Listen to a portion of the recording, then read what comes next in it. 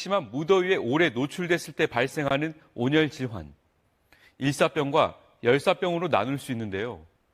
발생 원인과 대처 방법, 증상도 다릅니다. 그렇기 때문에 잘 구별해 알아둬야 문제가 생겼을 때 신속하고 정확한 응급처치가 가능합니다. 먼저 일사병부터 설명해 드리면요. 해를 뜻하는 한자, 일자로 시작하는 만큼 강한 태양의 직사광선을 오래 받아 일어나는 병입니다. 주로 밖에 오래 있다가 햇볕에 장시간 노출될 경우 발병하는데요.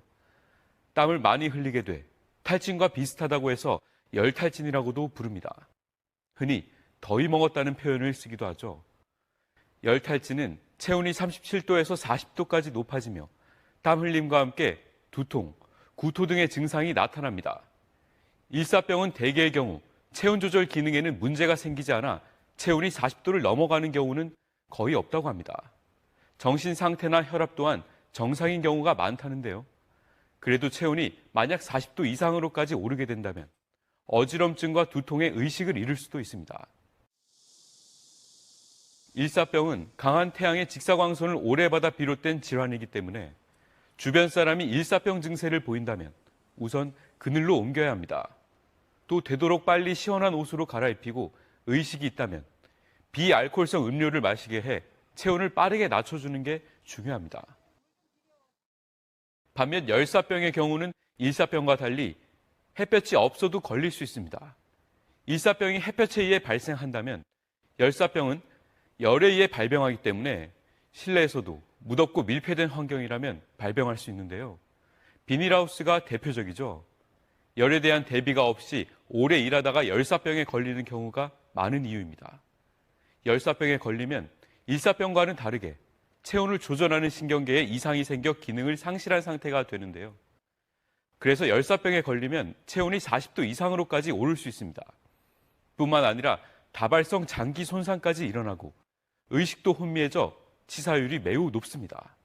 한편 젊은 성인도 열사병에 걸릴 수 있기 때문에 누구든 방심하지 말아야 합니다. 열사병 환자의 경우는 곧바로 병원을 찾아야 하는데요.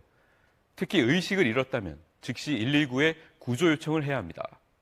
기다리는 동안은 환자를 일단 시원한 그늘이나 실내로 옮겨야 하고요.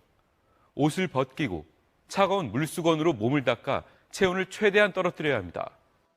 그런데 만약 환자가 의식이 없는 상태라면 절대로 물을 먹여서는 안 됩니다. 식도가 아닌 기도로 들어가 위험할 수 있기 때문이죠. 자칫 목숨까지 잃을 수 있는 온열 질환.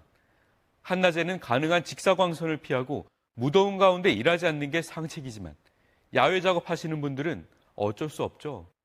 온열 질환 예방을 위해서는 다음에 두 가지는 꼭 기억하셔야 합니다. 그늘에서 충분한 휴식 취하기와 물 마시기입니다. 갈증이 나지 않아도 규칙적으로 물을 마셔주고 1시간마다 15분 정도는 그늘에서 쉬는 시간을 가져야 합니다. 단 커피나 술은 피해야 합니다. 또 야외에서 일하거나 비닐하우스 같은 곳에서 일할 때는 반드시 여러 명과 함께 해야 합니다. 2인 1조로 움직인다면 한 사람이 이상 증세를 보일 때 다른 사람이 곧바로 눈치채고 도와줄 수 있겠죠. 옷차림도 헐렁하게 하고 밝은 색을 입는 게 좋은데 밝은 색은 빛을 반사해 열 흡수율이 낮기 때문입니다. 햇빛을 차단하는 모자나 양산을 이용하는 것도 권장됩니다. 온열 질환에 가장 취약한 사람은 체온 조절 기능이 약한 노인과 어린이들이겠죠. 특히 노약자들이 차량과 같은 밀폐된 공간이나 논밭 등에 혼자 있다면 위급시 제대로 된 대처가 어렵습니다. 따라서 고혈압 같은 심혈관 질환이나 당뇨병 등의 만성 질환이 있을 경우는 폭염에 더더욱 취약하기 때문에 각별한 주의가 요구됩니다. 건강하고 안전하게 보내시기 바랍니다. KBS 뉴스 오승복입니다.